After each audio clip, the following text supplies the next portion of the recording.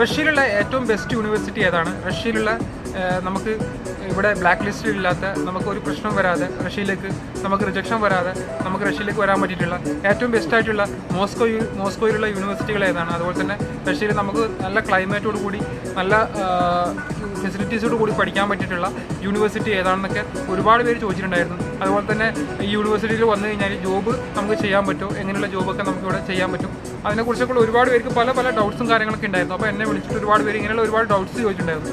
അപ്പോൾ ഇന്ന് ഞാൻ ഈ വീഡിയോയിലൂടെ കാണിക്കാൻ പോകുന്നത് റഷ്യയിൽ തന്നെയുള്ള ഏറ്റവും ബെസ്റ്റ് യൂണിവേഴ്സിറ്റികളെ കുറിച്ചിട്ടുള്ള ഒരു ഡീറ്റെയിൽ ആയിട്ടുള്ള ഒരു വീഡിയോ ആണ് ഇന്ന് ചെയ്യാൻ പോകുന്നത്. അതുപോലെ തന്നെ നമുക്ക് ഈ യൂണിവേഴ്സിറ്റിയിൽ വന്നു കഴിഞ്ഞാൽ നമുക്ക് ജോബ് ചെയ്യാൻ പറ്റും എന്നുള്ളതിനെ കുറിച്ചാണ്. കാരണം ഒരുപാട് പേര് ട്രാപ്പിൽ പെടുന്നുണ്ട്. പല ആൾക്കാരും ഇതിനെക്കുറിച്ച് ഒരുപാട് കാര്യങ്ങൾ എൻ്റെ അടുത്ത് വിളിച്ച് ചോദിക്കാറുണ്ട്. യൂണിവേഴ്സിറ്റി വന്ന് പെട്ടുപോകുമോ, ഇതിൽ നമുക്ക് ജോബ് ചെയ്യാനുള്ള അലൗഡ് ഉണ്ടോ? കാരണം ഇപ്പോൾ പുതിയൊരു റൂൾ അനുസരിച്ച് നിങ്ങൾക്ക് എല്ലാവർക്കും അറിയാമെന്ന് വിചാരിക്കുന്നു, പല യൂണിവേഴ്സിറ്റികളും ഇപ്പോൾ സ്റ്റുഡൻസിനെ ജോബ് ചെയ്യാനേ അനുവദിക്കുന്നില്ല. അപ്പോൾ അതിൻ്റേതായിട്ടുള്ള ഒരുപാട് പ്രശ്നങ്ങൾ ഇപ്പോൾ ഒരുപാട് സ്റ്റുഡൻസ് ഫേസ് ചെയ്യുന്നുണ്ട്. അതുപോലെ തന്നെ ഒരുപാട് സ്റ്റുഡൻസ് ഇവിടെ വന്നിട്ട് ഇപ്പം പ്രിപ്പറേറ്ററി കോഴ്സ് ആയാലും ലാംഗ്വേജ് കോഴ്സിലൊക്കെ വന്നിട്ട് നാട്ടിലേക്ക് തിരിച്ചു പോകുന്നുണ്ട്. കാരണം അവർ എസ്പെഷ്യലി അവർ വരുന്നത് ജോലി ചെയ്യാനുള്ള ഉദ്ദേശത്തോടു കൂടിയാണ് പ്രത്യേകിച്ചും കൂടുതലും സ്റ്റുഡൻസ് റഷ്യയിലേക്ക് കയറി വരുന്നത്. പക്ഷേ അവർക്ക് ആ ജോലി ചെയ്യാനുള്ള ഒരു ഫെസിലിറ്റീസ് വരുന്നില്ല. അതായത് ഒരാഴ്ചയിൽ 24 hours ക്ലാസ് വരുന്നത് കാരണം അവർ ഉദ്ദേശിച്ച ജോലിയൊന്നും ചെയ്യാൻ പറ്റുന്നില്ല, സാലറി ഏൺ ചെയ്യാൻ പറ്റുന്നില്ല, യൂണിവേഴ്സിറ്റി അതിനുള്ള അലൗഡ് ചെയ്യുന്നില്ല. അപ്പോൾ അങ്ങനെയുള്ള ഒരുപാട് പ്രോബ്ലംസും കാര്യങ്ങളും ഒരുപാട് സ്റ്റുഡൻസ് ഫേസ് ചെയ്യുന്നുണ്ട്. അപ്പോൾ നമുക്ക് റഷ്യയിലുള്ള ഏറ്റവും നല്ല യൂണിവേഴ്സിറ്റികളെ കുറിച്ചിട്ടുള്ള കുറച്ച് ഡീറ്റെയിൽ ആയിട്ടുള്ള വീഡിയോസാണ് ചെയ്യുന്നത്.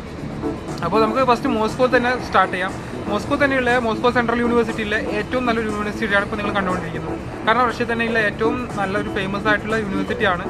കാരണം ഒരുപാട് സ്റ്റുഡൻസ്, അതായത് ഇന്ത്യയിൽ നിന്നുള്ള ഒരുപാട് സ്റ്റുഡൻസ് പഠിക്കുന്ന യൂണിവേഴ്സിറ്റിയാണ്. കാരണം ഈ ഒരു യൂണിവേഴ്സിറ്റിൻ്റെ ഒരു പ്രത്യേകത എന്ന് പറഞ്ഞു കഴിഞ്ഞാൽ നിങ്ങൾ ജോലി ചെയ്യാനുള്ള ഉദ്ദേശത്തോടു കൂടി വരികയാണെങ്കിൽ ഈ ഒരു യൂണിവേഴ്സിറ്റിയിൽ വന്നിട്ട് നമുക്കിവിടെ ജോലി ചെയ്യാൻ പറ്റുമോ എന്ന് ചോദിച്ചാൽ ജോലി ചെയ്യാൻ പറ്റും. പക്ഷേ എന്ന് പറഞ്ഞു കഴിഞ്ഞാൽ യൂണിവേഴ്സിറ്റിയിൽ രജിസ്ട്രേഷൻ ചെയ്ത് കൊടുക്കുന്നില്ല. അതുപോലെ തന്നെ ഈ ഹോസ്റ്റലും നമ്മൾ കാര്യങ്ങളും സെപ്പറേറ്റ് നമ്മൾ നോക്കേണ്ടതായിട്ട് വരും. കാരണം നിങ്ങൾക്ക് ഇതിവിടെ വന്നിട്ട് നിങ്ങൾക്ക് മോസ്കോ തന്നെ ജോലി കണ്ടെത്തി ജോലി ചെയ്യാൻ പറ്റുമെന്നുള്ളതാണ് ഏറ്റവും ബെനിഫിറ്റ് ആയിട്ടുള്ള ഒരു കാര്യം എന്ന് പറഞ്ഞു കഴിഞ്ഞാൽ. അപ്പോൾ നമ്മൾ വരുമ്പം യൂണിവേഴ്സിറ്റിയെ കുറിച്ചുള്ള കറക്റ്റ് ഡീറ്റെയിലും കാര്യങ്ങളും അറിഞ്ഞതിന് ശേഷം മാത്രം നിങ്ങളൊരു ഡിസിഷൻ എടുക്കുക എന്നുള്ളതാണ്. പലരും ജോലിക്കായിട്ട് വരാണെങ്കിൽ നിങ്ങൾ യൂണിവേഴ്സിറ്റി ഏറ്റവും ബെസ്റ്റ് യൂണിവേഴ്സിറ്റി, ഗവൺമെൻറ്റിൻ്റെ അണ്ടറിലുള്ള ഏറ്റവും ബെസ്റ്റ് യൂണിവേഴ്സിറ്റി തന്നെ സെലക്ട് ചെയ്യുക എന്നുള്ളതാണ് എനിക്ക് നിങ്ങൾക്ക് പറയാനുള്ളത്. അപ്പം മോസ്കോയിലെ ഏറ്റവും ഫേമസ് ആയിട്ടുള്ള സെൻട്രൽ മോസ്കോ ഉള്ള യൂണിവേഴ്സിറ്റിയാണ് ഇപ്പം ഞാൻ പറഞ്ഞിട്ടുള്ളത്. പിന്നെ നമുക്ക് വരുന്ന ഒരുപാട് അങ്ങനെ ലോജിസ്റ്റിക് യൂണിവേഴ്സിറ്റി അങ്ങനെയുള്ള ഒരുപാട് യൂണിവേഴ്സിറ്റികളുണ്ട്. മോസ്കോയിലുള്ള ഏറ്റവും ഫേമസ് ആയിട്ടുള്ള പോപ്പുലർ ആയിട്ടുള്ള യൂണിവേഴ്സിറ്റിയിലൊക്കെ വന്നിട്ട് നിങ്ങൾക്ക് ഇവിടെ ജോലി ചെയ്യാൻ പറ്റുമെന്നുള്ളതാണ്. അതുപോലെ തന്നെ പല യൂണിവേഴ്സിറ്റികളും, കാരണം ഇപ്പം സോച്ചി, ക്രാസ്നദാർ എന്നൊക്കെ പോയിട്ടുള്ള ഒരു യൂണിവേഴ്സിറ്റികളുണ്ട്, കുബാൻ യൂണിവേഴ്സിറ്റികൾ, അങ്ങനെയുള്ള ഒരുപാട് യൂണിവേഴ്സിറ്റി ഉണ്ട്. പിന്നെ തുമേൻ ഒബ്ലാസ്റ്റിലുള്ള ഒരുപാട് ഫേമസ് ആയിട്ടുള്ള യൂണിവേഴ്സിറ്റികളുണ്ട്. അങ്ങനെയുള്ള അതായത്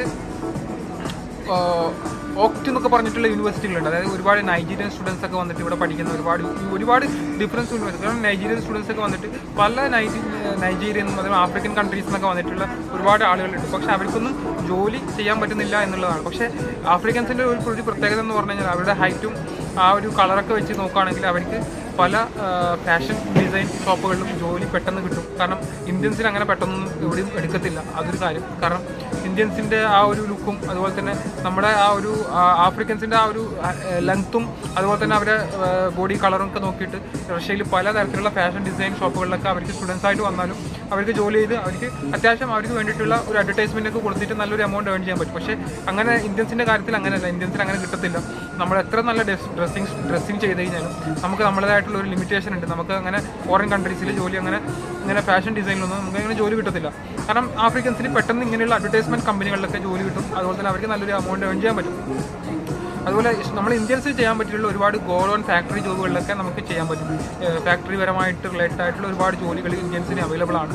അപ്പോൾ അങ്ങനെയുള്ള ജോലികളൊക്കെ നിങ്ങൾക്ക് ആ യൂണിവേഴ്സിറ്റിയിൽ വരുന്നതിന് മുമ്പ്, ഇപ്പോൾ നിങ്ങൾക്ക് ആരാണോ ഏത് യൂണിവേഴ്സിറ്റിയിലാണോ നിങ്ങൾ വരാൻ ഉദ്ദേശിക്കുന്നത് ആ യൂണിവേഴ്സിറ്റിയിൽ ജോലി ചെയ്യാനുള്ള പെർമിഷൻ ഉണ്ടോ എന്നുള്ളത് അന്വേഷിച്ചതിന് മാത്രം നിങ്ങൾ ക്യാഷ് കൊടുക്കുക എന്നുള്ളതാണ്. പിന്നെ അങ്ങനെയുള്ള ഒരുപാട് നല്ല നല്ല യൂണിവേഴ്സിറ്റികൾ. പിന്നെ വരുന്നെങ്കിൽ ഏറ്റവും ബെറ്ററായിട്ട് വരാൻ നിങ്ങൾ നോക്കുന്നുണ്ടെങ്കിൽ മോസ്കോ, സെൻറ്റ് പീറ്റേഴ്സ്ബർഗ്, തുമേൻ, ക്രസ്നദാർ, സോച്ചി അങ്ങനെയുള്ള യൂണിവേഴ്സിറ്റികളിലേക്ക് വരുന്നതായിരിക്കും കുറച്ചും കൂടി നല്ലത്. അപ്പോൾ സോച്ചിയിലുള്ള പല യൂണിവേഴ്സിറ്റികളും ഇപ്പം എസ്പെഷ്യലി ക്രസ്നദാറിലൊക്കെ പല യൂണിവേഴ്സിറ്റിയിലും ജോലി സ്റ്റുഡൻസിന് ചെയ്യാനുള്ള ഒരു പ്രോബ്ലംസും കാര്യങ്ങളൊക്കെ ഉണ്ട്. അപ്പം സ്റ്റുഡൻസ് അങ്ങനെ പറയുന്നുണ്ടായിരുന്നു. അപ്പോൾ അവർക്ക് അങ്ങനെയുള്ള പക്ഷേ അവിടെ ക്ലൈമറ്റൊക്കെ അടിപൊളിയാണ്, നല്ല സെറ്റപ്പാണ്, അവിടെ നല്ല ഏരിയ ആണ്. പക്ഷേ ജോലി ചെയ്യാനുള്ള ഒരു ചെറിയ ലിമിറ്റേഷൻ ഉണ്ട് അവിടെ. അപ്പം ഏറ്റവും കൂടുതൽ ആളുകൾ ചൂസ് ചെയ്യുന്നത് മോസ്കോ തന്നെയാണ്. മോസ്കോയിലെ യൂണിവേഴ്സിറ്റികൾ എന്ന് പറഞ്ഞു കഴിഞ്ഞാൽ വളരെ ഫേമസ് ആണ്, വളരെ നല്ല ഒരു അറ്റ്മോസ്ഫിയറാണ്, നല്ല ക്ലൈമറ്റാണ്, നല്ല വെതറാണ്, നിങ്ങൾക്ക് എൻജോയബിൾ ആണ്. പക്ഷേ ഇപ്പോൾ റഷ്യയിൽ വിൻ്റർ സ്റ്റാർട്ട് ചെയ്യാണ്. ഇപ്പോൾ നവംബറോട് കൂടി എല്ലാ യൂണിവേഴ്സിറ്റിയുടെയും അഡ്മിഷൻ എൻ്റെ ചെയ്യും, അവസാനിക്കുന്നതായിരിക്കും. അപ്പോൾ അതിനുള്ളിൽ നിങ്ങൾക്ക് അപ്ലൈ ചെയ്യാൻ താല്പര്യമുള്ളവർ, ഏത് ബെസ്റ്റ് യൂണിവേഴ്സിറ്റിയിലേക്ക് വരാൻ താല്പര്യമുള്ള ആളുകളൊക്കെ ആണെന്നുണ്ടെങ്കിൽ നിങ്ങൾക്ക് ഞാൻ എൻ്റെ നമ്പർ ഡിസ്ക്രിപ്ഷൻ കൊടുക്കാം. നിങ്ങൾക്ക് അതിനെക്കുറിച്ച് അറിയാൻ കൂടുതൽ താല്പര്യമുണ്ടെങ്കിൽ നമ്പറിൽ കോൺടാക്ട് ചെയ്താൽ മതി. ഞാൻ ഇവിടെയുള്ള ഏറ്റവും നല്ല യൂണിവേഴ്സിറ്റികളെ കുറിച്ചൊക്കെ ഞാൻ നിങ്ങൾക്ക് എൻ്റെ വീഡിയോസിലൂടെ ഞാൻ പറഞ്ഞുതരാം. പിന്നെ അതുപോലെ തന്നെ നിങ്ങൾക്ക് ഒരുപാട് പേര് വർക്ക് പെർമിറ്റിനെ കുറിച്ച് ചോദിക്കുന്നുണ്ട്. വർക്ക് പെർമിറ്റ് എങ്ങനെ കിട്ടും, 3 വർഷത്തേക്കുള്ള പുതിയ അപ്ഡേഷൻ എന്തെങ്കിലും വന്നിട്ടുണ്ടോ, എന്താണ്, എത്രയാണ് ചാർജ്. ഞാൻ പറഞ്ഞു പല എൻ്റെ വീഡിയോസിലും പറഞ്ഞാൽ അതൊക്കെ ഒരു 4 ലക്ഷം രൂപ അകത്തൊക്കെ വരത്തുള്ളൂ നിങ്ങൾക്ക് വർക്ക് പെർമിറ്റ് ടിക്കറ്റ് എല്ലാം ഇൻക്ലൂഡ് ആയിട്ട്. അതായത് നിങ്ങൾക്ക് 3 വർഷത്തേക്കുള്ള വർക്ക് പെർമിറ്റ് അവൈലബിൾ ആണ്.